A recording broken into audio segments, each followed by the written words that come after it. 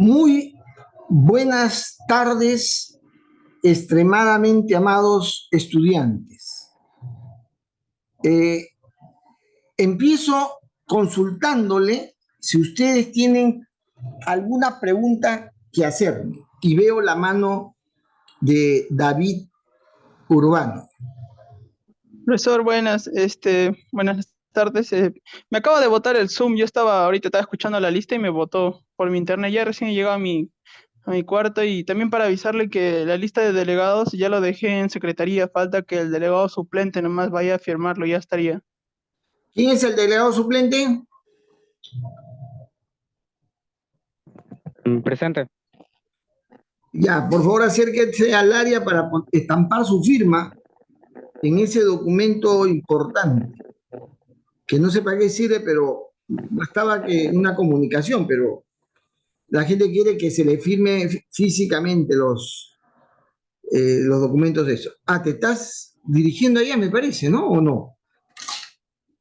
Bueno, ya. ¿Alguna otra pregunta?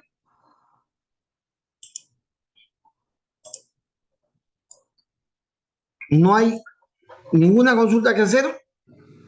¿Todo está claro? Este,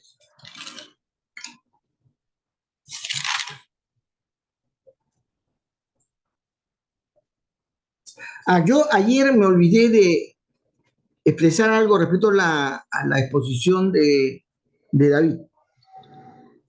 Y es que hay que tener cuidado cuando nos expresamos, nos expresamos. S-O-I, ¿qué cosa es, David? S-O-I.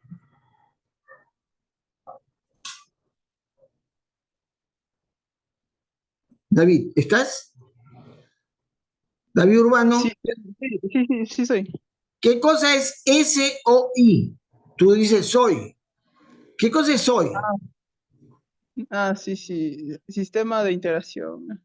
Integración. O sea que has hecho la traducción, lo has repetido tantas veces y has notado para poder aclararte y tú ni te acuerdas. Bien, Ya, profe, es este sistema de interés. ya, escuche. Cuando alguien hace una redacción, en este caso este documento es un artículo que alguien lo ha redactado, a veces por economía de espacio, economía de expresión, uno abrevia y dice, a partir de ahora voy a referirme a este tema o a este aspecto con esta abreviación, ¿ya? Hay abreviaciones que tienen categorías de denominaciones, abreviaciones que son denominaciones, porque así se denominan cosas, con una abreviación, ¿ya? La ingeniería de sistemas no se denomina como SI, no se denomina así, ¿correcto? Pero hay gente que para abreviar en una redacción colocan en la abreviación, en el escrito, lo abrevian como SI, ¿ya? Si se dice hacia adelante SI, en el escrito, digamos, se sobreentiende de que se está refiriendo a, a, a sistema de información, ¿no? SI, ya. Pero no es la abreviación de sistema de información, no es la abreviación, es que yo no debo decir SI, yo debo decir sistema de información completo, ¿correcto? Porque así se debe expresar. Que el escritor lo haya puesto abreviadamente no es que le está dando una categoría de denominativa, ¿ya? Yo, para abreviar, algunas veces yo pongo JDLP, JDLP, pero así no me denominan, ustedes no me llamarían JDLP, no me dirían así, ¿sí o no? No es una denominación, es que en ciertas circunstancias se me ocurre referir a mi nombre y apellido de esa manera para algún contexto de escrito que estoy haciendo. Muy bien. Entonces, SOI, que es sistema de interés, se pronuncia así, sistema de interés, se dice sistema de interés. Que el escrito dice SOI, dice, y menos soy, pues, porque soy, se refiere, está mal. Ya. Hay cosas que, por ejemplo, el SEBOK, algunos le llaman CBOOK, ¿no? Y se ha quedado con ese asunto de CBOOK, porque en inglés se debe pronunciar algo así, algo similar, CBOOK. Pero algunos colegas le dicen CBOK, CBOK. O sea, como es una abreviación y está puesta en un texto en español, lo leen como si fuera una palabra, una expresión. Pero es el cuerpo de conocimiento de la ingeniería del sistema. Es mejor expresarlo, expresar lo que es. Igual, System Engineering, ¿no? Ingeniería de sistemas. Entonces lo abrevian SE, SE. Pero ustedes cuando van a discursar no van a decir SE, la SE. Es una guachafada. Uno tiene que decir ingeniería de sistemas, ¿no? Ingeniería de sistemas, tal cual. A pesar que en un escrito puede haberse abreviado de esa manera. ¿Está claro? Hay que tener cuidado con las abreviaciones. Por ejemplo, el modelo de madurez de los procesos para la gestión en general de procesos, el modelo de madurez, se llama CMMI. Se refiere a él, tiene una denominación llamada CMMI, así se le conoce. Así como la ISO, yo digo la ISO, nosotros hemos adoptado la ISO. Es una denominación, ya es una denominación. Es una abreviación de la Organización de Estándares Internacional. Es la abreviación. Pero como es conocido denominativamente como ISO, yo puedo utilizar esa abreviación para referirme a esa organización. Entonces hay que saber hacer la diferencia, ¿ya? No toda abreviación que esté en un escrito usted lo debe utilizar como fuera un denominativo. Tiene que mirar con cuidado y saber a cuál de ellos, de lo que se abrevia, sí es una denominación conocida y utilizada. Bueno, eso es lo que quería decir porque a raíz de la exposición de David me impactó que él hablara como si fuera una denominación el soy. Y el soy, o sea, no existe como una denominación en la ingeniería de sistemas. Muy bien. Les ruego que entonces prenda nuevamente reitero, las cámaras están prendidas y los que por alguna razón no están teniendo esa disponibilidad, hay que ver cómo hacer, cómo subsanar ese problema. Tengan la amabilidad. Igual cuando ustedes no tienen la cámara prendida, lo que se debe mostrar es su nombre y una foto. Fíjense, Henry ha dejado ahí, ha apagado su cámara, y si ustedes lo ven a Henry Jaro, él tiene, su rostro está claro. Hasta se ha cortado el pelo para verle bien el rostro. ¿Ya? Ese es su rostro. Así deben tomarse una fotografía, una imagen, porque en el Zoom se puede uno captar la imagen y mostrar su rostro.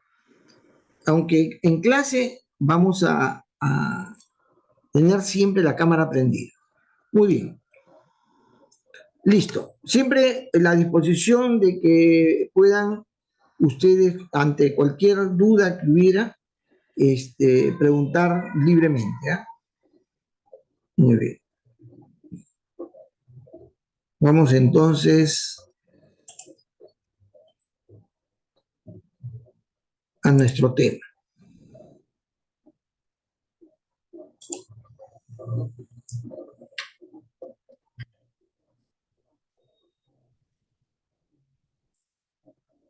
Bien, hemos estado desarrollando, digamos, por el tiempo, como lo hemos distribuido, de una manera particular, de una manera también amplia,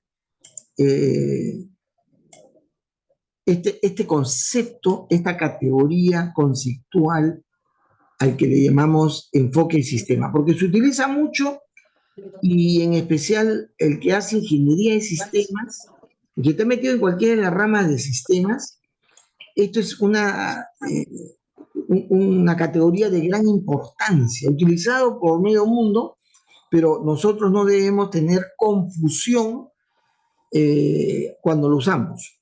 Debemos entenderlo bien. Y estábamos habiendo dicho que el enfoque de sistemas es un entendimiento en la que yo debo considerar todos los aspectos relacionados al fenómeno, al problema que yo estoy observando o relacionado a la solución, a la propuesta que estoy formulando. Estoy tomando en cuenta, y se dice como primer elemento, por primera característica, es esa consideración de todo aquello que está relacionado, es decir, al cual le llamamos, debemos tener una perspectiva, un enfoque holístico. Entonces, el enfoque del sistema tiene primero una condición de consideración holística de la realidad, ¿ya? Pero todo el mundo la tiene. Hemos dicho que a eso no se reduce el enfoque del sistema. Decimos que tenemos enfoque del sistema si hay esas consideraciones, pero nos interesa más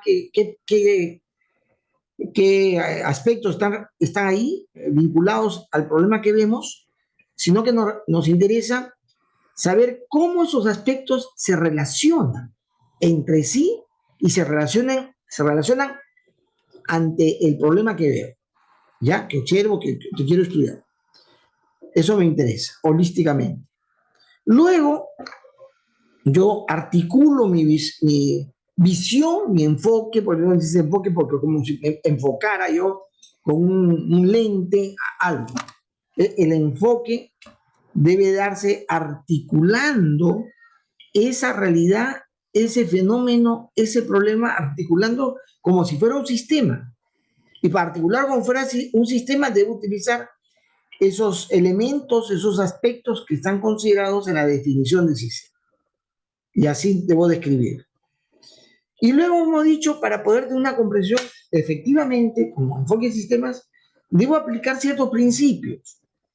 La aplicación de principios significa recordar el principio, por ejemplo, de subsidiariedad, para poder escribir, redactar, referirme a todo aquello en la que este problema, este fenómeno está contenido.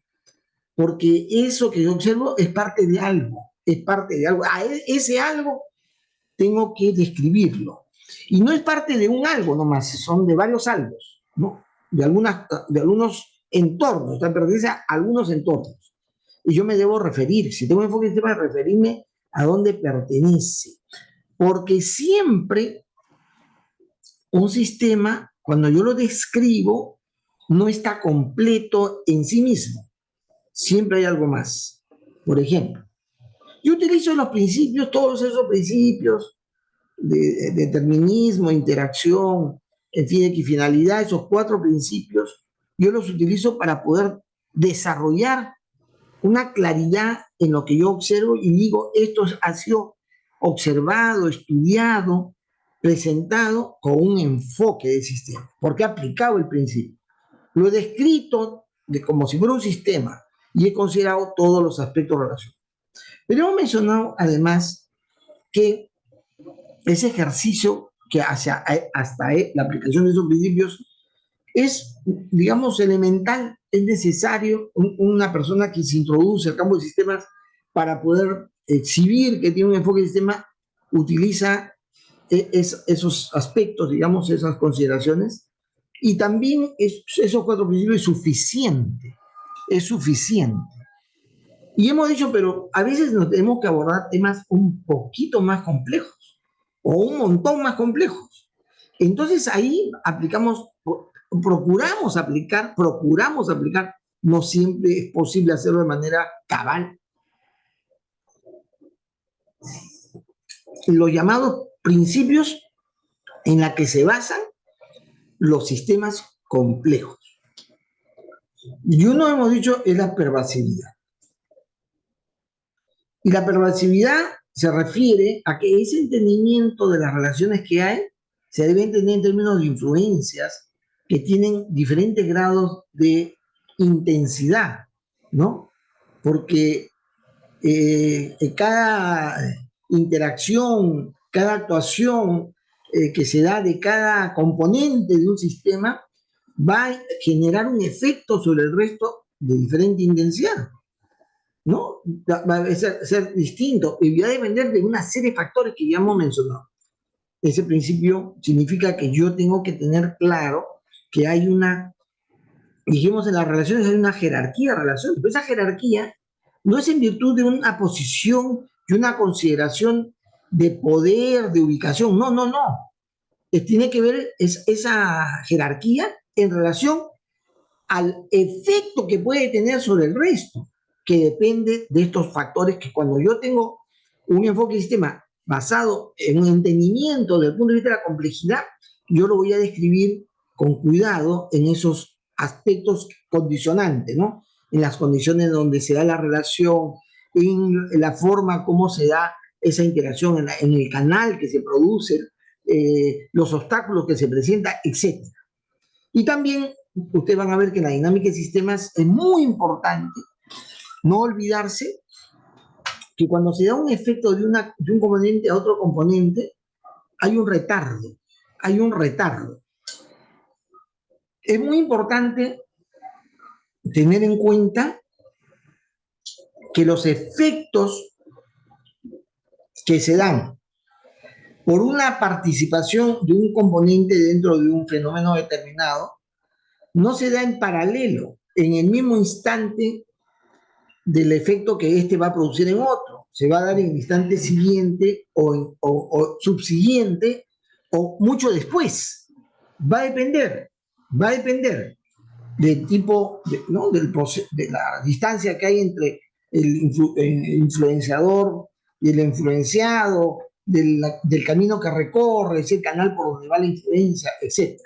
Hay una serie de factores, pero una cosa también es el retardo, que es algo de saber que es, no, naturalmente las cosas retardan. Yo, ya les he comentado, una dolencia, y esa dolencia ha tenido más medidas, ¿cómo se dice?, fisiológicas que medicamentosas, ¿ya? Pero ha habido también la necesidad de consumir algún tipo de medicamento. Pero no es medicamento, es en realidad, como no es una enfermedad, se trata de una composición basada en potasio. Y entonces que tiene un efecto particular. Y van a ver que yo de rato en rato levanto mi vaso a tomar líquido. ¿Y por qué? Porque yo necesito ingerir bastante líquido. Es parte de las medidas fisiológicas que se han tomado. Pero esa medida y los ejercicios que hago, porque tengo que hacer ejercicio, el efecto hacia el estigma que yo tengo no se va a dar al instante, no se va a dar de la noche a la mañana, no se va a dar en el transcurso de una semana o de un mes, tiene un lapso de tiempo. Todo efecto, todo, ¿no? O sea, usted se encuentra con malestar, le dio la gripe, toma sus medicamentos, toma algunas medidas, no es que al instante siguiente se resolvió. Hay un ciclo de desarrollo y eso se llama retardo. El ciclo normal, o sea, todo efecto que se da de un aspecto a otro, o sea, de la causa al efecto, ese tiempo se estima, la gente de sistemas la debe estimar. Si yo invierto en una organización para abrirme el mercado y hago la primera inversión en términos de marketing, ¿qué tiempo se estima para productos de pan llevar? ¿Qué tiempo se estima que va a tener efecto en la población en el consumo de ello? Hay estudios que se hacen y se dice que el efecto mínimo se va a producir entre 15 a 30 días. Entonces, el retardo de un efecto de mercadeo para ciertos tipos de productos de pan llevar, el tiempo que de demora, digamos, de retardo, es ese. Si demoras 3 semanas, 4 semanas, 5 semanas, ya no es retardo, ya es un retraso. Ya el fenómeno está teniendo algún problema, porque no es lo lógico. Yo hace unas semanas, un par de semanas, he sembrado una flor, una planta que tiene, ¿cómo se llama? Un lirio, ¿ya? Su semillita, le he sembrado, He seguido todas las técnicas que se siguen para ese tipo de planta y ya el lirio está de esta talla, de este tamaño. Pero yo quiero ver la flor del lirio. No sé si ustedes han visto el lirio alguna vez. Tiene una flor bien bonita. Es decir, yo desde que planto hasta que vea la flor, ¿cuántas semanas pasarán? No lo sé. Pero es un tiempo que naturalmente se va a dar, naturalmente. ¿Usted come a qué horas? Noto ahí que estoy viendo casualmente a André, que está almorzando ahorita. ¿No? ¿Qué horas son? Son 4 de la tarde con 21 minutos. Va a terminar posiblemente en unos 10 minutos, va a acabar, así como está comiendo, con ganas. En unos 10 minutos va a acabar. Muy bien. Después de terminar de comer, ir al baño a arrojar lo que ya procesó el residuo sólido. No, no. Hay un tiempo, ¿sí o no? ¿Cuál es el tiempo que dura la digestión para expulsar el residuo sólido? ¿Cuánto tiempo es? Entonces, es variado, ¿eh? No es que es igual para todo el mundo. Hay quienes consideran que son 5 horas, otros 6 horas. Hay gente que acumula en el estómago y cuando ya vuelve a comer, empuja con lo que se ha alimentado por segunda vez y ahí ya le vienen las ganas. Entonces, pero mínimo es 5 horas, ¿sí o no? Es lo mínimo para poder procesar, no todos los alimentos. Entonces ahí, desde que yo me ingiero los alimentos hasta que produzco los residuos sólidos, hay un retardo. Y lo que el ingeniero de sistema debe saber para cualquier tipo de fenómeno de la empresa, de los procesos industriales, del marketing, del planeamiento, de todo eso, hay siempre un efecto de retardo. Y yo debo ir poco a poco registrando para tener el dato y poder decir a quien me requiere una solución, decirle, pero para que esto tenga resultado, con todas las medidas que hay que tomar desde el punto de vista de sistemas, recién usted a los 15 días va a ver un resultado inicial. Y luego, posiblemente a los 3 meses, va a tener un resultado pleno. ¿Cómo se llega a hacer esas aceleraciones? Por la experiencia. Porque siempre hay una situación. Bueno, eso es una parte, no estoy explicando porque el tema de la complejidad no les interesa a ustedes, pero lo que yo quiero, por ahora, ¿no? Por ahora, porque cuando ya lleguen a mi curso de dinámica y sistemas, como digo, de pura mala suerte, lleguen ahí, sí va a ser importante que ustedes sí ahí sí tengan un mejor dominio de lo complejo. Por ahora no, ahora solamente deben comprender de qué se trata. Decíamos, ese es el principio de la pervasividad que tiene que ver con el grado de influencia que se tiene de un componente a otro, que depende de la intensidad que se, o sea, el grado es una intensidad que se produce en virtud de una serie de factores. El segundo principio, ojo, cuando usamos el principio es para que cuando yo redacto, yo preparo mi informe de estudio, yo diga, con enfoque de sistema, es porque he considerado esos aspectos y los he descrito, lo he entendido y lo he descrito. Bueno, el segundo principio dice multicausalidad. Multicausalidad. Las relaciones intra e intersistémicas son resultados de muchas causas y de causas conjugadas. Son resultados de una conjugación de causas, de múltiples y causas que se han conjugado. Esto nos trae a colación el concepto de emergencia. ¿Quién de ustedes sabe qué cosa es la emergencia? Samuel Arias. ¿Sabes? Bueno, con el concepto de emergencia me da una idea, algo emergente, algo que no era inesperado, podría decir. No, no, es decir, emergencia como urgente, algo así. Más que nada algo imprevisto. Ujú. Bien, Este sería más exacto, por así decirlo. ya, más o menos, ¿ah? A ver, Álvaro, Álvaro Jacinto, ¿estás? Sí, profesor. ¿Qué dices tú? También lo entiendo como manera de un accidente medio como inesperado, un Accidente. suceso inesperado.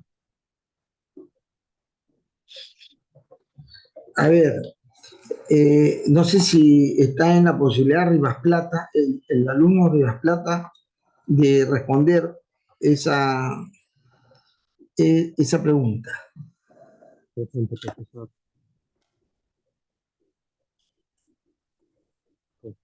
Lo que yo entiendo por emergencia sería como una situación algo urgente en que se necesita ser atendida lo más temprano posible. Eh, ya, la emergencia es una expresión del comportamiento sistémico en la que se manifiesta algo nuevo. Puede ser esperado o inesperado, ¿no? Pero es algo nuevo. Emerge, surge, emerge. Emergencia viene de emerge, ¿no? De que emerge, sale. No de que es urgente, ¿no? O sea, cuando yo digo emergencia, algunos han sentido la sirena de la ambulancia, ¿no? Emergencia. No, emergencia en el sentido de sistemas es algo que emerge. La emergencia es un aspecto muy notorio en los sistemas que cuando se articulan van a producir algo que se da por esa conjugación de causas. Sale algo, sale un resultado. Y esa conjugación de causalidad no tiene una explicación por cada componente o cada elemento que constituye lo que va a surgir emergentemente. ¿Ya? El, el, el hidrógeno es un gas, ¿de acuerdo? El hidrógeno es un gas. Y el oxígeno también, ¿sí o no? En su estado natural, el hidrógeno y el oxígeno es gas, ¿no? Uno más volátil que el otro, ¿de acuerdo? Uno menos pesado que el otro. Ahora, el H2O, esa combinación, esa conjugación H2O, ¿qué característica tiene? Deja de ser gas y se constituye en algo que tiene una naturaleza distinta. Se convierte en líquido, ¿correcto? Y que tiene un comportamiento, por lo tanto, diferente. Es decir, emerge una característica en esa conjugación, en esa conjugación. Entonces, estas condiciones de establecimiento de relaciones, en general en un sistema, va a combinar diferentes factores causales para generar esas características que dan muestra de aquello que podemos observar o medir en un sistema, ¿ya? Por lo tanto, cuando hacemos un estudio con enfoque de sistemas, yo debo saber conjugar esas causas. No solamente saber que hay esta causa o el otro, sino cómo estas se van a combinar. Se van a combinar. Ustedes saben que los estudiantes de la UNI son seleccionados de una manera tal que por una cosa rara, nadie lo ha explicado con claridad, tienen cierto nivel de Asperger. El estudiante de la UNI es Asperger, en varios niveles, algunos más que otros. ¿Saben lo que es este concepto de Asperger? ¿Quién sabe? Julio Malqui, ¿sabes qué cosa es? No, profesor, no sé qué es. ¿Nunca la has escuchado? Sí, no conozco el término. A ver, Giovanni León, ¿sabes qué cosa es? Presente, profesor. Sí he escuchado el término. Creo que es como una condición, eh, o sea, similar a algunos, eh, pero es algo, creo que tenía algo que ver con el tema neuronal del cerebro, creo. Por ahí leí. A ver, André, Sí, profesor, yo he escuchado ese término por mi mamá, que es profesora de inicial, tiene varios niños con ese, por así decirlo, síndrome, ¿no? Que afecta en sí la forma en cómo los niños interactúan, bueno, las personas interactúan y se comunican, algo así como el autismo, se podría sí, decir. es un tema relacionado a la forma como uno se comunica, recibe las señales y la transmite. Entonces hay una dificultad. Se dice que el estudiante de la UNI tiene grados distintos de Asperger. Ya se ha hecho el estudio. Tienen problema de comunicación, ¿ya? Hay que ir superando, ¿no? Se debe a diferentes factores, ¿ya? Así que dile a tu mamá, André, que le gano yo le gano ahí en tener estudiantes con ese síndrome, ¿ya?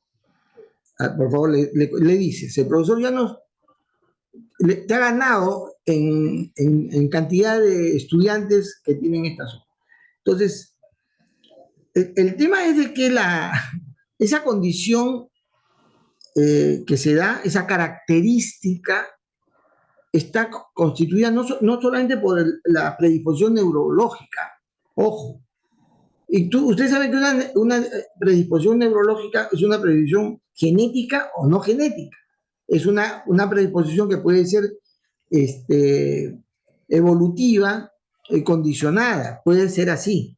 Y sucede que a veces pues, lo que estudian, se dedican a estudiar, se aíslan del mundo exterior y no les interesa desarrollar una buena comunicación. Y eso es un factor, puede ser un factor. Como digo, hay cierta predisposición genética también, ¿no? Y es que vienen de antecedentes o de circunstancias, porque a veces son los antecedentes y otras veces son las circunstancias por las cuales se ha producido esta concepción. La concepción genera un efecto también cerebral. Bueno, ya después explicaremos. Pero hay una combinación. Entonces, cuando uno dice, esta es una característica del estudiante, no podemos a todos aplicarle la misma juego digamos, de explicación. Para nada. Entonces, por eso yo he pedido que se haga el estudio psicológico, a todos los estudiantes se les dé un cuadro de aquellos aspectos que es necesario trabajar para terminar la carrera y ser gente que se desenvuelve, se comunica con mucha fluidez, con mucha claridad, con mucho verbo, ¿no? Con mucho convencimiento. Eso hay que desarrollar, porque yo estudié en la uni, ojo, cuando estoy hablando de que los alumnos son así, estoy hablando de mí mismo. Es decir, yo también cuando era estudiante, era un tipo que no sabía comunicarse. He aprendido progresivamente, he ido desarrollando poco a poco, y hoy día la gente me conoce, soy más hablador, entonces, y sé comunicar, busco comunicarme, me encanta la comunicación, la propicio, no vivo sin tratar de comunicarme y transmitir ideas, y también de recogerlas, ¿no? Bueno, las relaciones intra e intrasistémicas son resultado conjugado de muchas causas. Entonces, cuando yo miro un sistema desde el punto de vista de la complejidad, tengo que justamente hacer un esfuerzo para articular los diferentes aspectos sobre el cual se va a producir una característica del sistema. El otro principio se llama el principio de la incertidumbre. Ese es un tema que atraviesa este principio atraviesa toda la ciencia moderna. La ciencia moderna dejó de ser determinística, o sea, siempre se pensaba que, dadas estas causas, bajo estas condiciones, este es el resultado. Y la actividad científica, el método científico es demostrar que se va a repetir la situación. Ponen las mismas condiciones, ponen los mismos elementos y deberías comprobar de que el resultado es, y de esa manera demuestras una hipótesis. Eso es el enfoque, digamos, clásico. La ciencia de sistemas nace interrogando, cuestionando, haciendo preguntas sobre la explicación de ciertos fenómenos que no obedecen a los principios del determinismo mecanicista que existía en el siglo antepasado. Sí, la gente del sistema cuestiona eso y incorpora un concepto que se llama el principio de la incertidumbre. El principio de la incertidumbre dice, no es posible obtener un conocimiento total de ningún sistema real. El principio de incertidumbre. Heidegger es el científico que plantea esto. Y Einstein refiere a ese principio en términos de un entendimiento basado en la referencia que tomas. Yo no puedo tener un conocimiento total, sino parcial, pero depende de qué punto de vista, de qué punto de partida, desde qué perspectiva observa la realidad para tener un conocimiento parcial de ello o un conocimiento particular de esa realidad. Depende de cuál es tu punto de referencia. Entonces, desde el punto de vista de referencia de Albert Einstein, la distancia entre dos puntos no es una recta, ¿no? Es una curva. Y no es una curva así, ¿no? No es una curva así, sino es una curva así, ¿no? Que oscila, porque mientras yo estoy trazando la relación, la unión entre un punto y otro, la Tierra ha estado rotando y también se ha estado trasladando. Además, el sistema solar también se traslada. Es decir, en esa combinación es que, según Einstein, es que yo al trazar de un punto a otro, que para medir esa distancia, en realidad cuando estoy haciendo ese trazado, estoy haciendo un trazo que, visto relativamente de mi punto de referencia, donde estoy, es que estoy trazando no una recta, sino una curva. Ahora, todo depende del punto de referencia. Pero lo que es cierto, y cuando yo trato un sistema desde el punto de vista de la complejidad, yo tengo que saber cuál es el límite de ese conocimiento. O sea, ¿en qué me puede estar faltando? Por supuesto que también igual una determinación de qué me puede estar faltando es también incierto. Es incierto, ¿sí o no? Es decir, siempre hay... Y además, cuando yo hago un diagnóstico, no puedo necesariamente ser totalmente certero. Hay un principio de incertidumbre que plantea que por no consideraciones o por consideraciones mal hechas o por particular forma de entender la realidad, yo puedo sacar conclusiones diferentes. Entonces, la incertidumbre es un principio. No es posible obtener un conocimiento total de ningún sistema real. Es decir, siempre va a ser necesario mejorar ese entendimiento. Por lo tanto, cuando yo hago un informe, yo digo, hay aspectos relacionados a esto que podrían llevar a una comprensión más acabada, mejor de esto que yo estoy observando. Pero hay que saber cuáles son esas limitaciones para puntualizar. Y el último principio en la que se basan los sistemas complejos se llama complementariedad. Y esta es una afirmación hecha por von Neumann, ¿no? Hemos hablado anteriormente sobre las consideraciones que vienen de la teoría de la relatividad, la teoría de la incertidumbre, y ahora desde la perspectiva de von Neumann. Y este principio dice, lo corpuscular y ondulatorio describen aspectos distintos de una misma realidad.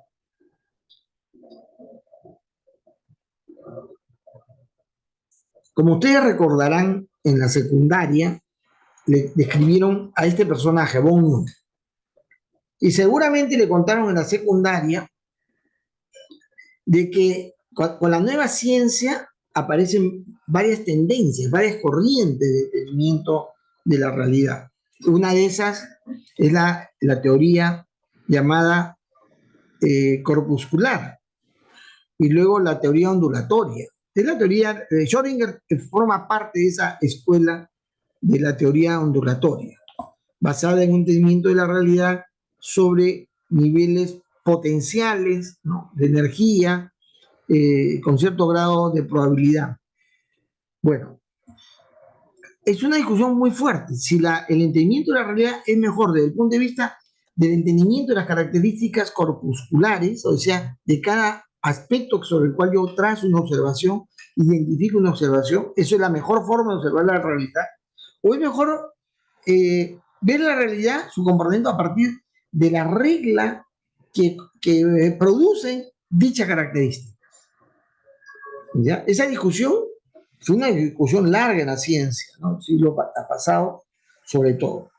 Hasta que von Neumann, este matemático fantástico, extraordinario, que además químico, ¿no? Químico, matemático,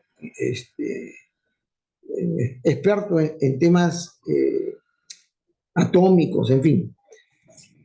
Este pata tenía un gran dominio de estos temas, va a demostrar a la comunidad científica que el enfoque corpuscular, de una manera correcta, apropiada, digamos, de mucha carga de capacidad para entender los fenómenos de la realidad. Demuestra que es una forma de entender la realidad correcta.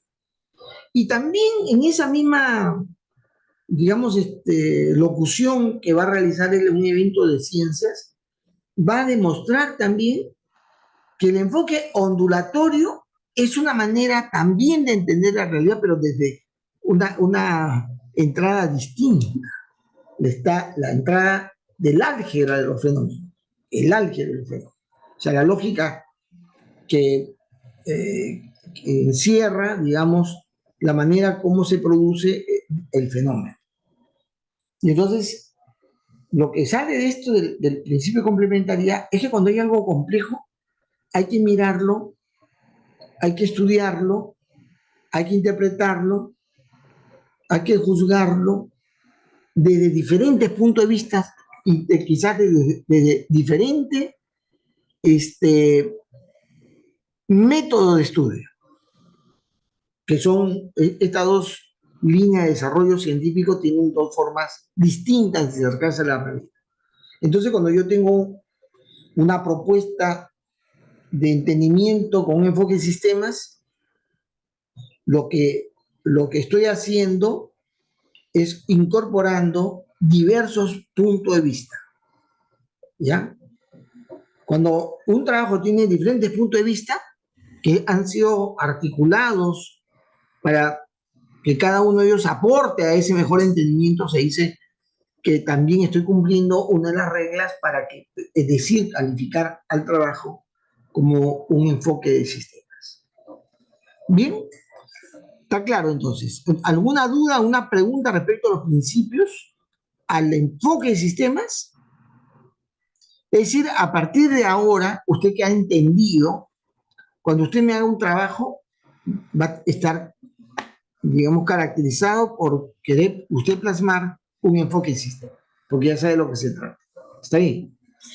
Muy bien, un momentito, por favor.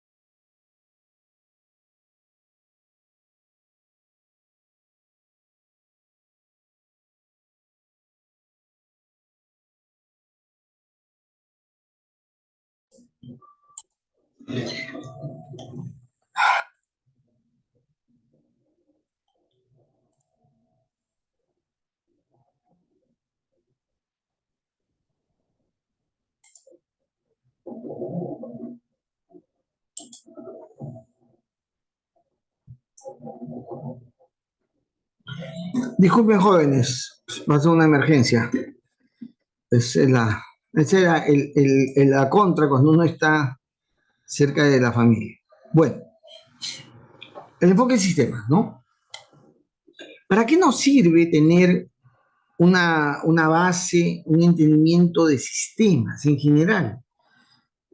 ¿Para qué nos sirve el enfoque de sistemas? ¿Para qué nos sirve los principios de sistemas? ¿Para qué nos sirve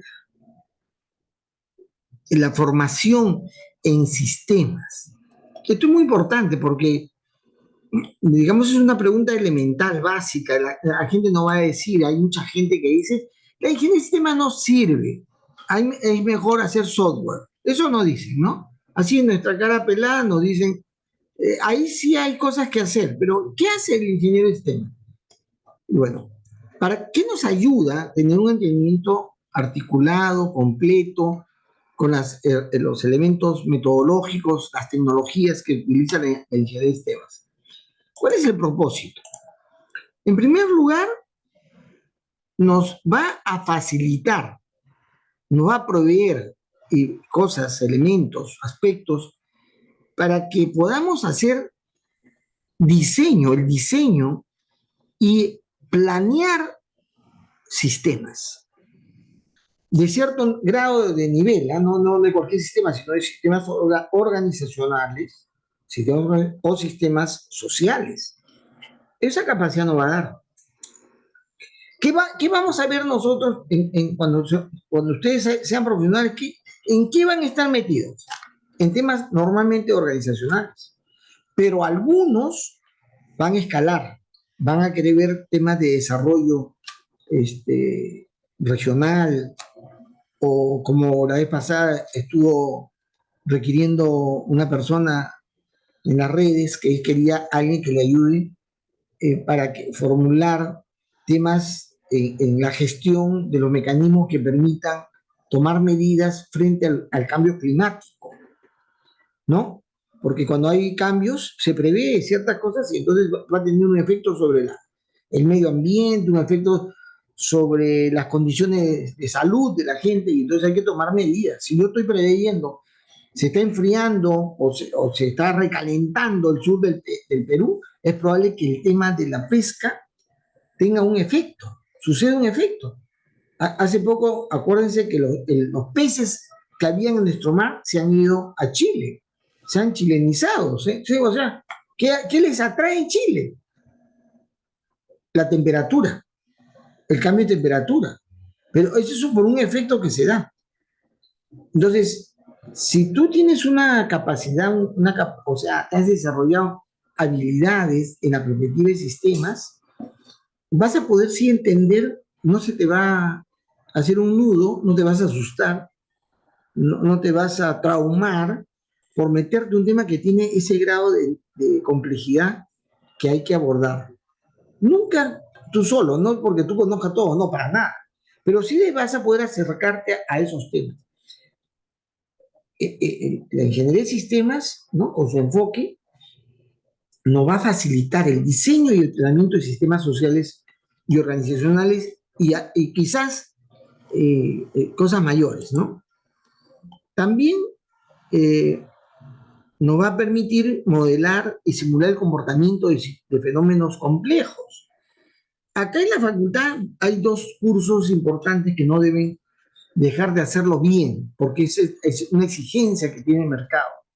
Uno es la dinámica de sistema y el otro son el curso de simulación. Él va a enseñar diversas herramientas, métanse y jueguen con eso, traten de indagar y explorar y dominar el tema, porque en el mercado muy poca gente sabe modelar y hacer simulación. Muy poca gente, ¿eh? Ustedes han escuchado cosas que se simulan en otro lado del mundo. Se utiliza para entrenar gente, ¿no? Son temas simulados. realidad virtual, se habla de la realidad virtual, pero todo ese desarrollo, no solamente desde el punto de vista tecnológico, no conceptual, proviene de todo el ejercicio de modelamiento y simulación. Y entonces el enfoque de sistemas nos permite modelar y simular el comportamiento de fenómenos complejos. También definir los requerimientos de ingeniería para mejorar el funcionamiento de un determinado sistema. Ojo, definir requerimientos, no atender requerimientos. ¿Ya? Por favor, présteme atención, ¿ya? Los que están queriendo descansar, échense agüita en la cara, y présteme atención, ¿ya? Un esfuerzo para este asunto. La ingeniería de sistemas te da las herramientas para que tú definas lo que se requiere, no para que te lo requieran. ¿Está claro eso? Yo necesito desarrollar un ambiente para desarrollar investigación. ¿Qué se necesita? Yo hago el estudio, centros de investigación, metodología, digo, se necesita estos instrumentos, esta literatura, documentos, ¿ya? Y ahora voy a requerirlos. Y le digo a mi hija, le digo a un muchacho, oye, ¿sabe qué? Yo requiero estos, consíganmelo. ¿Ya? Una cosa es entender un problema, ver la necesidad y diseñar algo que genere o permita definir requerimientos. ¿Está bien? Y otra cosa es que te lo requieran. ¿En qué lado estás del proceso? Si estás en el lado de que a ti te lo van a requerir, anda, cómprame los libros. Ya sabes que no estás en el lado de la ingeniería de sistemas, estás al lado de la parte técnica o tecnológica. La gente hoy en día, me están viendo lo del tercio, están insistiendo que la carrera sea tecnológica, más tecnológica. Y yo estoy que me resisto, pero no sé si van a hacer caso los docentes, que algunos, pues, no todos están centrados bien en el tema. Pero el ingeniero de sistemas desarrolla capacidad para definir requerimientos de ingeniería, lógicamente, para que así se pueda mejorar el funcionamiento de un sistema. También permite que participemos en la transformación de los sistemas hacia formas más óptimas. Y yo ya les he mostrado mi currículum. Si quieren, les vuelvo a mostrar los proyectos de transformación que he participado en el país. ¿Ya? La gente de tecnología, hay un fulano que siempre habla mal de nosotros y le han dado un lugar para hablar sobre liderazgo, la transformación digital. Jamás en su vida ha aplicado, ni siquiera conociendo técnica, en el país. Nosotros sí hemos hecho cosas para cambiar cosas en el país. ¿Por qué? Porque nuestra carrera, la ingeniería de sistemas, con el enfoque de sistemas, con el instrumento de sistemas, nos permite transformar lo que ya existe, ¿no? Ahora, dada esa capacidad que se desarrolla en el adiestramiento y en el ejercicio de la ingeniería de sistemas, con este enfoque, este entendimiento, nosotros vamos a tener una situación que necesitamos entender, necesitamos saber. Es un aspecto muy importante. Cuando yo construyo un sistema, ¿qué espero de él? Acá hay dos damas. Sabe Dios, es bastante probable que algún día sean madres. Es probable, ¿eh? No siempre, ¿eh? Yo tengo las tías de mi esposa, fueron solteras y se fueron del mundo solteras, nunca tuvieron hijos. Pero siempre hay una posibilidad que una mujer tenga hijos, ¿sí? Van a ser madres. Pongamos en ese presupuesto que serán madres. Bien. ¿Qué es lo que se espera cuando das a luz algo? O alguien, en este caso un hijo. ¿Qué espera de él? ¿Qué esperas?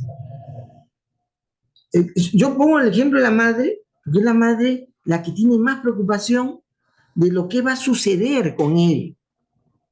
Le interesa que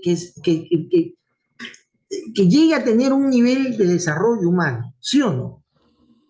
el padre también, pero en algunos casos contribuye, colabora, a veces se hace loco y a veces hasta se va. ¿Sí o no? Esto es un tema muy frecuente, ¿eh? Ojo, ¿eh? Por eso no pongo el ejemplo del padre, ¿ya? Hay padres que sí les preocupan los hijos, pero otros no, les preocupa su comportamiento, si no te dan una cuera, te tiran una cachetada, tu cocacho. O sea, le interesa el comportamiento, no lo que va a suceder contigo. Porque de repente un cachetadón te trauma, te vuelves inhibido y te pones a estudiar para entrar a la uni. O sea, te limita. ¿Sí o no? El padre suele ser así, ¿eh? Son características propias del comportamiento en la sociedad en la que vivimos. Es la madre la que tiene una actitud más, ¿cómo se dice? Constructiva, es más tolerante. Saliste feo, miren, yo veo, acá por ejemplo pido foto, porque en realidad el promedio, digamos, si hacemos una calificación, ¿no?, de belleza varonil, estamos mal, pues no, o sea, no hagamos eso, no hagamos eso. Salimos perdiendo, yo de mi persona, o sea, yo en la cabeza. Yo nací feo y nunca fui lindo, nunca fui lindo. Y de viejo ya peor, uno se pone peor, por eso tengo que estar peinado, la tengo que disimular, incluso no se ve, no, he puesto el zoom que te corrige la imagen, ¿ya? ¿Cómo se llama eso? Tiene una opción para mejorar la imagen, porque si la imagen estuviera en forma natural, yo estoy seguro que ustedes también van a pagar la visualización. Bueno, las madres tienen una actitud así. Entonces, pero ya, la pregunta es, ¿qué espera una madre? Una madre. Mire, yo estoy, ya les he contado que mi esposa falleció, ¿no? Entonces hay un proceso que hay que desarrollar de todas maneras para evitar que la tristeza se mantenga, porque uno va a estar triste, siempre la pena no te abandona, ojo, ¿eh? Pero hay que buscar que ir desarrollando, gestionando la pérdida, ya que no es tan fácil. Entonces, una de las cosas que estoy mirando, revisando, ordenando las cosas que teníamos, y algunas cosas las estoy eliminando, porque es muy penoso tener, ¿no?, los recuerdos mismos. Hay cosas que sí lo tengo que tener. Uno de los recuerdos que no voy a desechar, por el contrario, lo voy a enmarcar. Y hay dos. Abajo he puesto, que iba a tener acá para mostrar un recuerdo que tenemos del símbolo de nuestro amor. Pero uno de ellos es mire. Este es uno de los aspectos muy importantes de las cosas significativas. ¿Qué ven ahí? Dos niños alegres, ¿sí o no?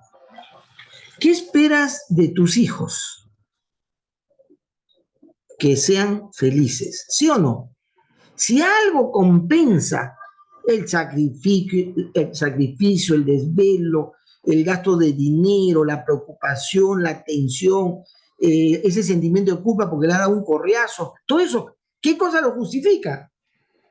Que ellos sean felices. Por eso le voy a poner un cuadro, ¿ya? Voy a poner un texto que hable de lo más importante en la vida, lograr algo. Muy bien, estoy queriendo ejemplificar para que entiendan que cuando yo creo un sistema, espero lo mejor del sistema, ¿sí o no?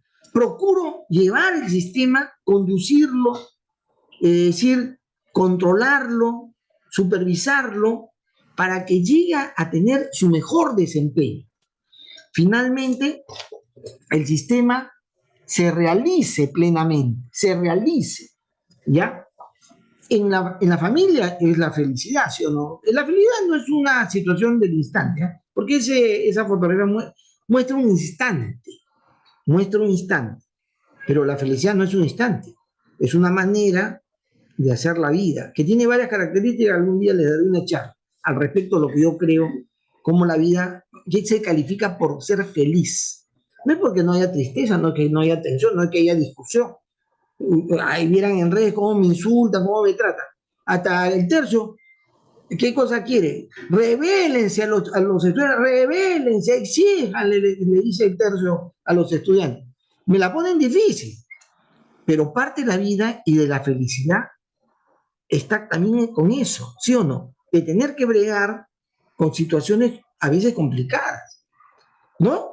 Bueno, pero ¿qué se busca tener? Desarrollar ciertos aspectos y ciertas características en el ser humano, para considerar al ser humano, y los sistemas tienen que desarrollar y evolucionar hasta un nivel de, no digamos perfección, me quiere salir la palabra perfección, pero es una búsqueda de mejora progresiva.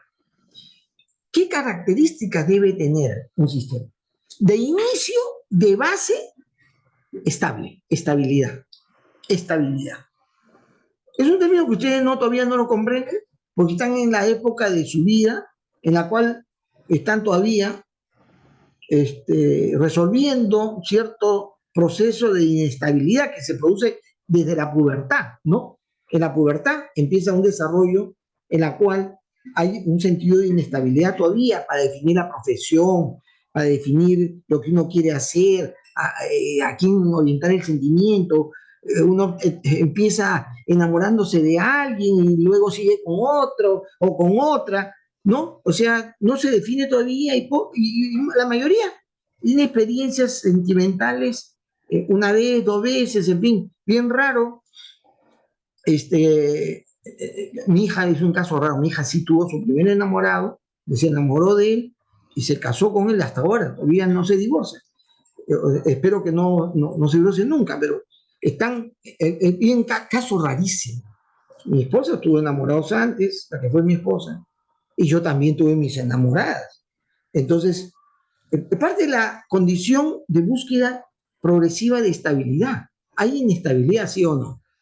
Igual manera, hay gente que quiere hacer algo, quiere estudiar algo. De pronto dice, no, ya me cansé, voy a hacer otra cosa. Hay mucha gente que se retira de la universidad, hasta de la facultad, para estudiar otro tema. Y hay gente que recibimos en la facultad que proviene de otras carreras. ¿Por qué? Porque hay una situación todavía por definirse, no hay estabilidad. Usted no tiene, pues, lógicamente, hay un montón de cosas que no están estables en usted. La parte económica, por ejemplo, ¿no? Eso cuando usted desarrolla y produzca con cierta capacidad, cierta condición y cierta estabilidad laboral, por ejemplo, o de quehacer económico, van a poder decir, ya estoy en un nivel de estabilidad, entre comillas, ¿no? ¿Sí o no? La estabilidad es algo que uno va a buscar. Progresivamente va a ser algo que se va a ir obteniendo progresivamente, la estabilidad, ¿ya? Hay, por supuesto, seres humanos que más tempranamente logran estar en cierto grado de estabilidad. Yo este curso es para propiciar la inestabilidad, porque la gran mayoría ha venido a estudiar computación, quieren ser monstruos de la computación, ¿no? Se desordenan el pelo y dicen, no, quiero ser monstruo de la computación. Y sucede que se encuentran en este curso en la cual yo les digo, se han equivocado, se han equivocado de camino, están en otra pista, y ¡pum! ¿Sí o no? Le genera una ansiedad, una angustia, hasta una protesta. No, yo quiero ser monstruo de la computación, profesor, me dice. Y sí. Y entonces entran en un dilema.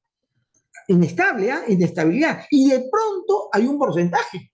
Yo no sé por qué, pero yo tengo un porcentaje mayor al promedio de otros docentes de ir induciendo, conduciendo al estudiante a querer ser ingeniero de sistemas.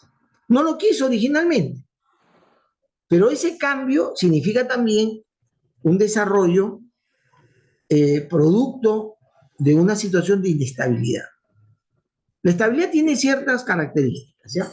Pero un sistema debe lograr, en primer lugar, la base del desarrollo de un sistema es su estabilidad, es lograr estabilidad, ¿ya? ¿Qué cosa es la estabilidad?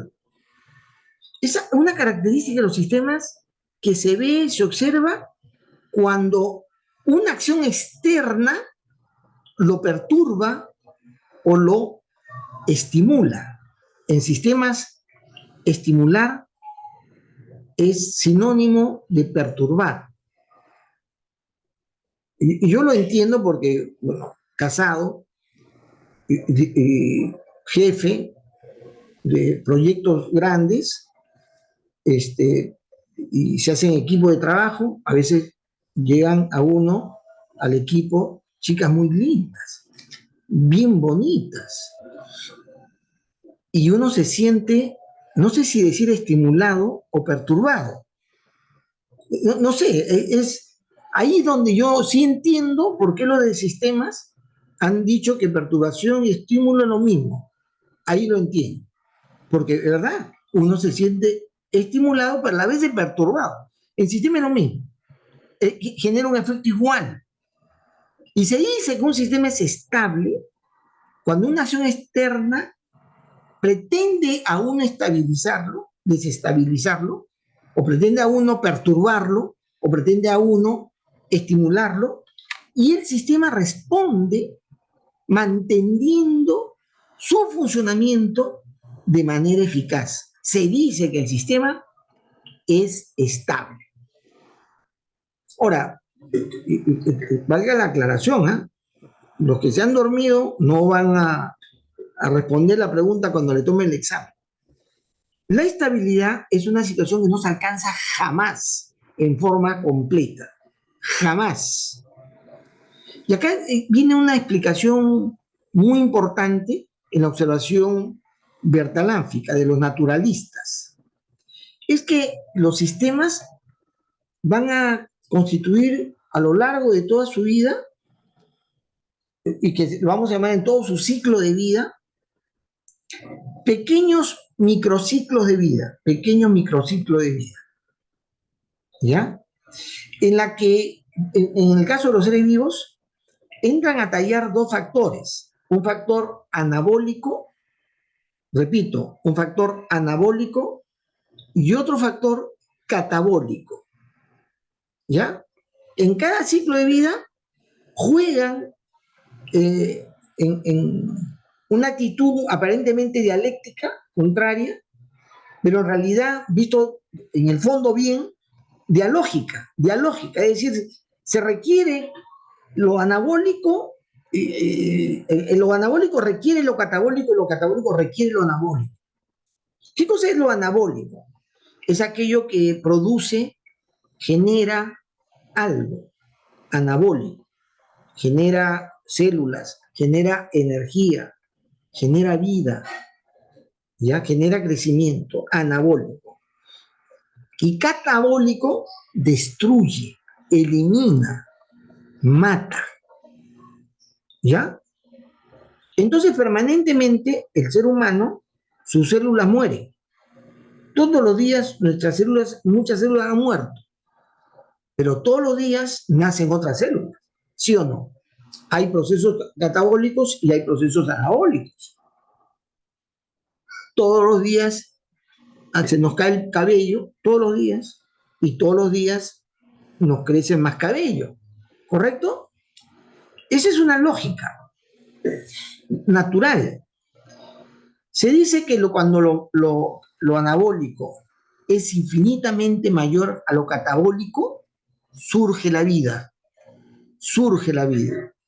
El surgimiento de la vida es en el momento en el cual lo anabólico es infinitamente mayor a lo catabólico.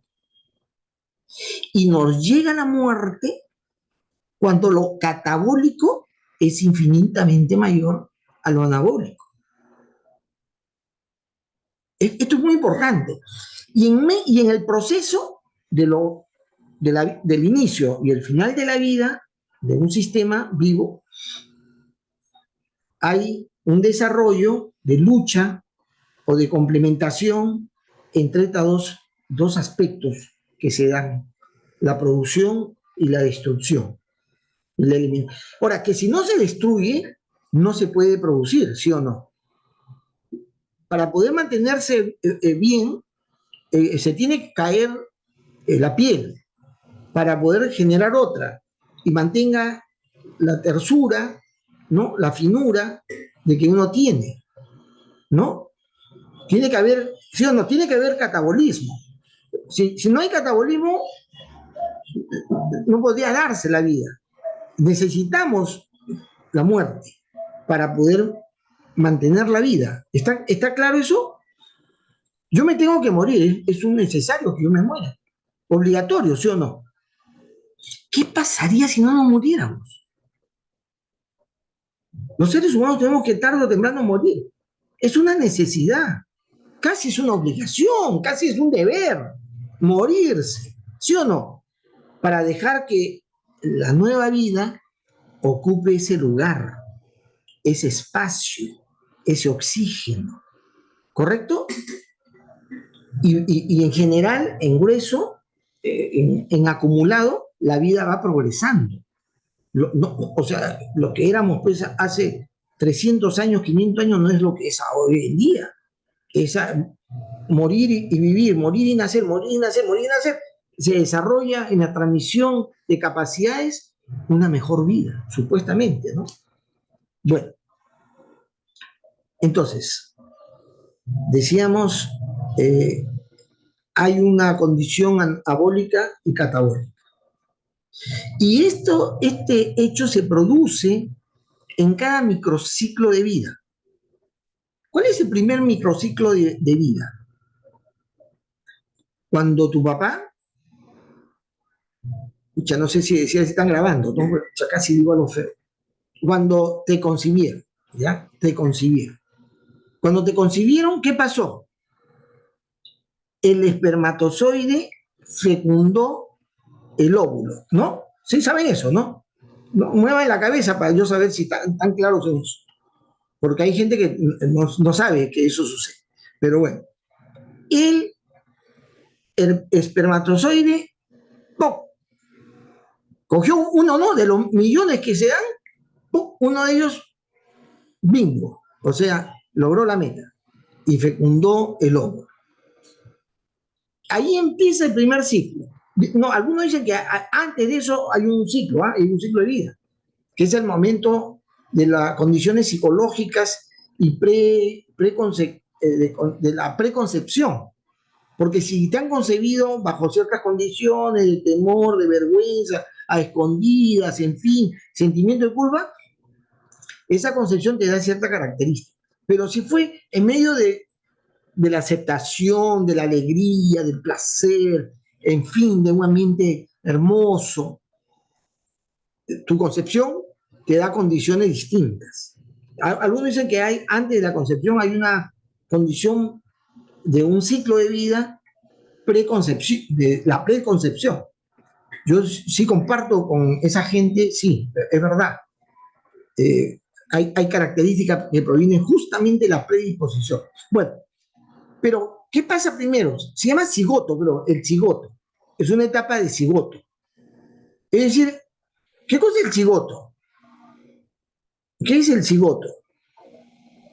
¿Quién de ustedes ha escuchado eso? ¿Cómo se llama cuando todavía la rana acaba de ser concebido? ¿Cómo se llama este elemento inicial? El cigoto es un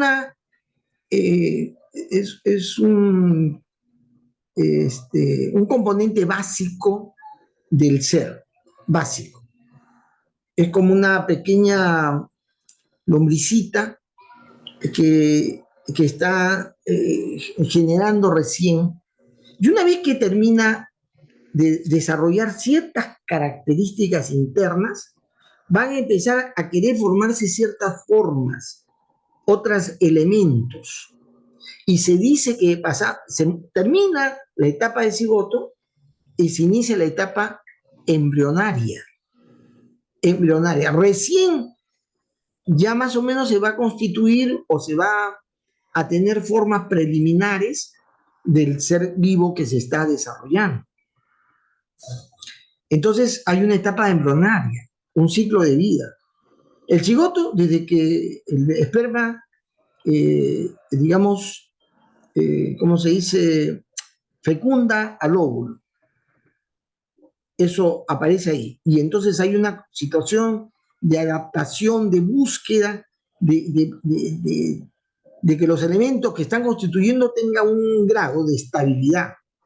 Pero cuando ya está estable, viene una etapa nueva, que es la etapa embrionaria, que es complicado porque empiezan a desarrollarse cosas nuevas.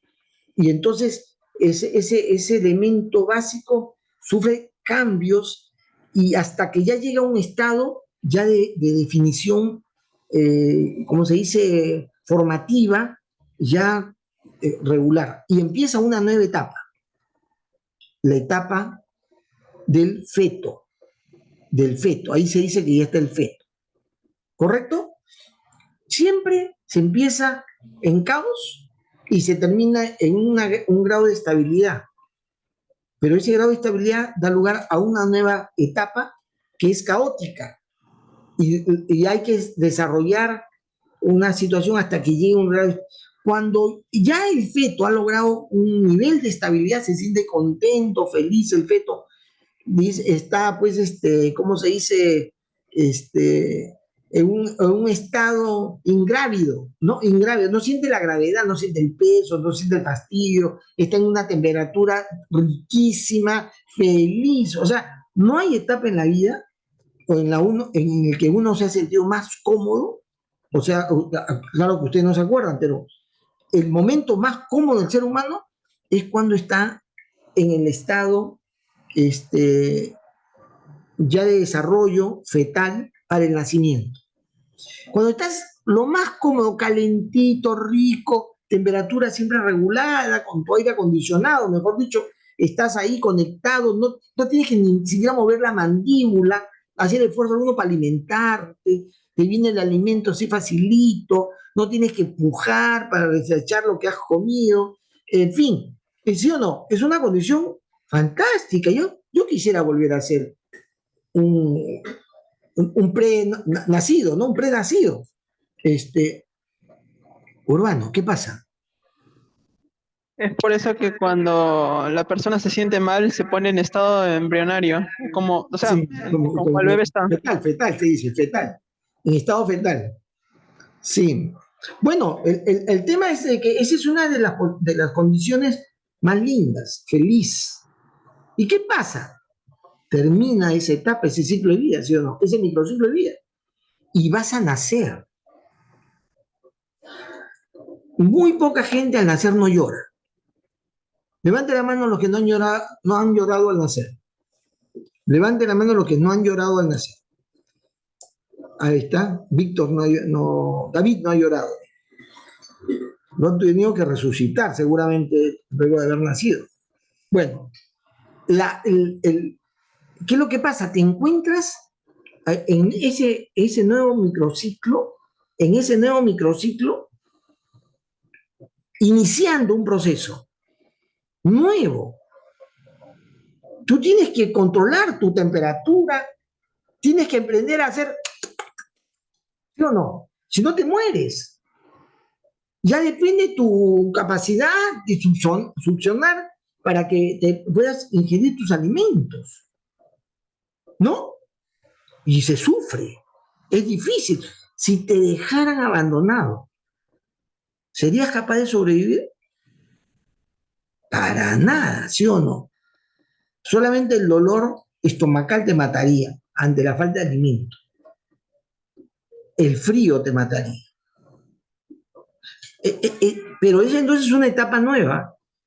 Es decir, y así vamos a ir sucesivamente. Hay una etapa de nacimiento, ¿cómo se llama? Hay una primera etapa neonatal.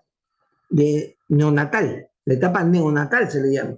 Son unos pequeños días para hasta que termine un proceso de adaptación y luego ya viene propiamente la época, pues, de la que le llamamos bebé, no, pero neonato, sino bebé. Y luego viene la infancia, viene, ¿no?, la niñez, etc. En cada uno de ellos hay este proceso complejo de una situación caótica a un estado estable. Y estando en estado estable, ¡pac!, que pasas a otra etapa, cuando ya está estable, pasas a otra etapa que empieza como un caos. Y tienes que ir desarrollando capacidad adaptativa, estabilidad. Tienes que estabilizarte. Una vez que estás estable, ¡pum!, se empieza otra etapa. Ya, este ejemplo del ser humano o de cualquier ser vivo despliega esta idea que la estabilidad es una característica que la tenemos que buscar en cada etapa del desarrollo de un sistema. No la podemos descuidar. No es algo que se logra finalmente. No. Siempre hay que buscar la estabilidad.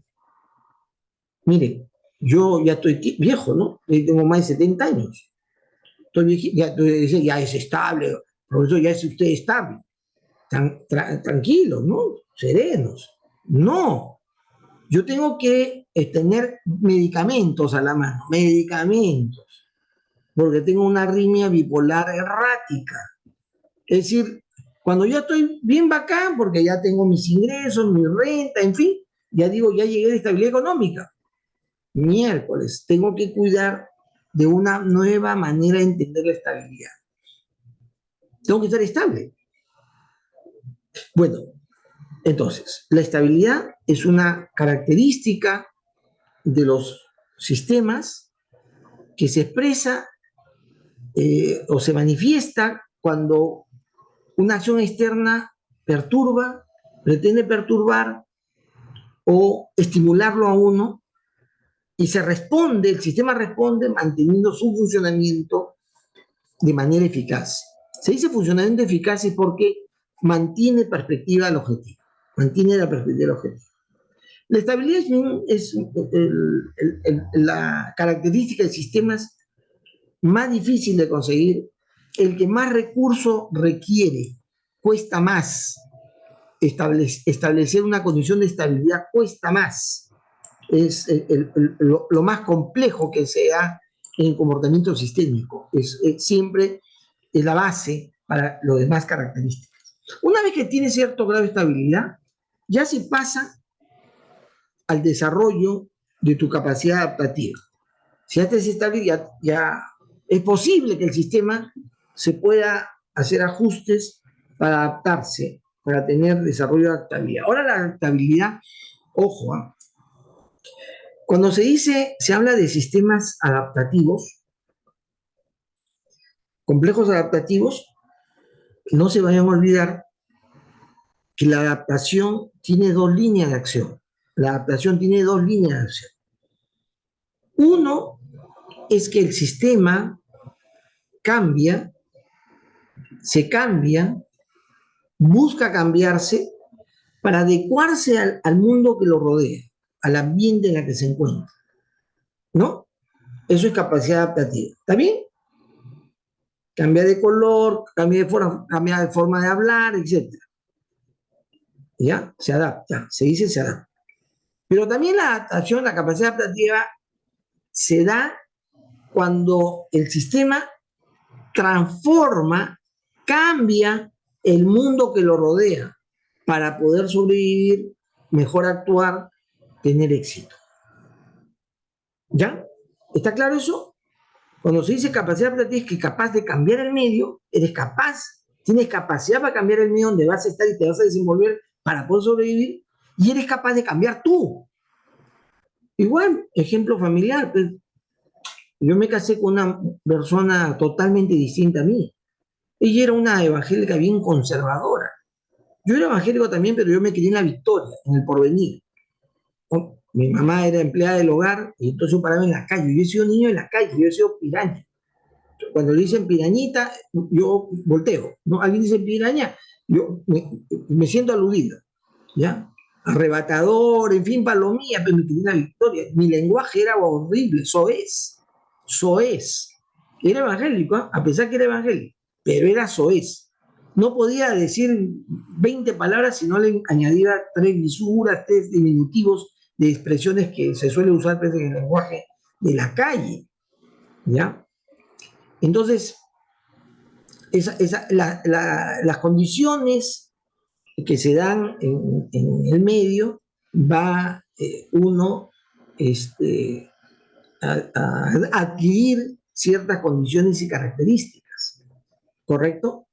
Y entonces yo nací así. Cuando me casé con una mujer muy sana, muy ingenua, criada por la abuela y las tías solteras, muy recatada, ¿no? Muy inocente. Yo un vivo, pues, ¿no? En la calle, en el Colegio Nacional, en la Gran Unidad Escolar Alfonso Ugarte, en el Colegio Fiscal José Granda, 454 José Granda. ¿Qué cosa no aprendí? ¿Qué cosa no vi? Entonces, cuando nos casamos, en nuestra luna de miel, fuimos, pues, ¿no? Ya la ceremonia, nos fuimos al lugar que habíamos reservado para pasar esa noche, la primera noche. Perdón, ¿hay menores de acá? ¿Menores de 18 acá? Para cortar la narrativa. Ya, no hay menores de 18, ya estoy seguro, ¿eh? Ya. Entonces, nos vamos pues al lugar, al cuarto del hotel, ¿ya? Y entonces, ella me dice un ratito, mi amor, ahorita no se va al baño. Y entonces, ella en el baño, desde el baño, me dice mi amor, porque somos evangélicos, ¿no? Mi amor, desde el baño me grita y me dice, va, mi amor, antes oramos. ¿Ya? Me dice. Evangélico, pero no. Yo ya estaba calato. Yo ya estaba desnudo. O sea, ella venía de una cultura distinta, a pesar de ser yo evangélico y ella también. Pero yo viví en la Victoria, en el mundo de la palomillada, accediendo a esa literatura que circula en ese ambiente, pues, ¿no? La literatura que leía mi esposa eran los folletos evangélicos, evangelísticos, la lectura bíblica, en fin. Yo también leía la Biblia, pero también leía El Cantar de los Cantares, que es el libro pues, erótico de la Biblia, ¿no? No sé si ustedes lo han leído, pero es un libro provocador. Pero claro, hay que ponerse en el contexto hebreo, judío, ¿no? Para entender cuán provocativo es esa lectura. Pero bueno, hemos tenido que desarrollar en el tiempo esta capacidad. Primero estabilizar, ¿no? Estabilizar el sistema. Estabilizar, porque eso paciencia, mucho amor, mucha consideración mutua. O sea, yo en su inocencia y su descubrimiento de sus puntos claves, o sea, progresivamente, nosotros la luna de miel nos duró nada menos que 9 años. O sea, 9 años descubriendo progresivamente este tema. Y ella, o sea, tranquilizando, dicho sea de paso, manteniendo, digamos, cuidado y tolerancia a mi sentido acelerado de las cosas. Pero bueno, adaptarse. Ella cambia, yo cambio. Alguna gente ya, muchos años después de estar casados, 25 años después de estar casados, 30 años posiblemente, hay gente que me decía, oye, tú tienes un parecido con tu esposa.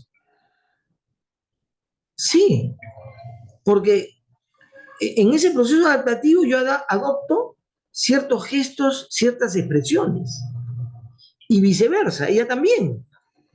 Ciertos gestos, cierta manera de decir las cosas, la va adquiriendo, por decir, adaptarse y significa ir tomando condiciones que te permiten desarrollarte de una manera apropiada, digamos placentera, en un ámbito determinado, cambiándote y cambiando las cosas. Eso es capacidad adaptativa. Y la capacidad adaptativa de los sistemas es una característica que se ve cuando el sistema cambia de ambiente o de entorno para responder ante ese cambio de una de dos formas, haciendo cambios instantáneos cuando se trata de un cambio de entorno drástico fuerte, ¿no? El sistema sí es un sistema con capacidad adaptativa porque rápidamente cambia de estado. Cuando tú, digamos, te metes al agua fría, inmediatamente tu corazón empieza a palpitar más aceleradamente, la sangre empieza a circular con mayor velocidad sobre tus venas y el movimiento sanguíneo y celular, porque también las células empiezan a moverse más rápidamente, a agitarse, a frotarse unas con ellas, para que el cuerpo responda al frío que estás exponiéndolo de una manera dramática. Eso se produce. Trata de contrarrestar, cambia de estado, cambia de estado.